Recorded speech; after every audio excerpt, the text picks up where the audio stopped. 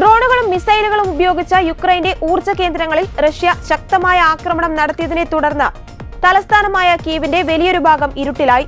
വൈദ്യുതിയും വെള്ളവും മുടങ്ങി. അതേസമയം തെക്ക് കിഴക്കൻ യുക്രൈനിൽ വീടിന് നേരെയുണ്ടായ ആക്രമണത്തിൽ 7 വയസ്സുകാരൻ കൊല്ലപ്പെട്ടു. 20 പേർക്ക് പരിക്കേറ്റു. കീവിൽ നഗരമധ്യത്തിലെ ഒരു കെട്ടിടത്തിന് നേരെ ഷെല്ലാക്രമണമുണ്ടായി. ഊർജ്ജ സംവിധാനത്തിന് നേരെയുണ്ടായ ആക്രമണങ്ങൾ റഷ്യ ശക്തമാക്കിയതോടെ ആവശ്യമായ അറ്റകുറ്റപ്പണികൾ നടത്താൻ പ്രാദേശിക അധികൃതർ ബുദ്ധിമുട്ടുകയാണ്. ഡിനോപ്ര നദിക്ക് കുറുകെയുള്ള പ്രധാന മെട്രോയുടെ പ്രവർത്തനം നിലച്ചു. ശൈത്യകാലം അടുത്തതോടെ ഊർജ്ജ സംവിധാനത്തെ ലക്ഷ്യമിട്ടുള്ള റഷ്യൻ ആക്രമണത്തിൽ 9 മേഖലകളിൽ വൈദ്യുതി തടസ്സപ്പെട്ടു. രാജ്യത്തുടനീളം 8,54,000 ഉപഭോക്താക്കൾക്ക് വൈദ്യുതി നഷ്ടപ്പെട്ടു. ഇതുവരെയുണ്ടായതിൽ ഏറ്റവും കനത്ത ആക്രമണമാണിതെന്ന് യുക്രൈൻ അധികൃതർ പറഞ്ഞു. സാധാരണ ജനങ്ങളുടെ അടിസ്ഥാന സൗകര്യങ്ങളും ഊർജ്ജ സംവിധാനവുമാണ് റഷ്യയുടെ പ്രധാന ലക്ഷ്യമെന്ന് പ്രസിഡന്റ് വോളോഡിമർ സെലൻസ്കി സമൂഹമാധ്യമത്തിൽ കുറിച്ചു. സഖ്യകക്ഷികളോട് അദ്ദേഹം കൂടുതൽ പിന്തുണ അഭ്യർത്ഥിച്ചു.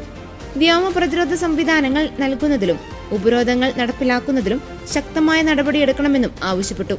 റഷ്യൻ ആക്രമണത്തിൽ 465 ഡ്രോണുകളിൽ 405 എണ്ണവും 32 മിസൈലുകളിൽ 15 എണ്ണവും തകർത്തതായി യുക്രൈൻ വ്യോമസേന അറിയിച്ചു.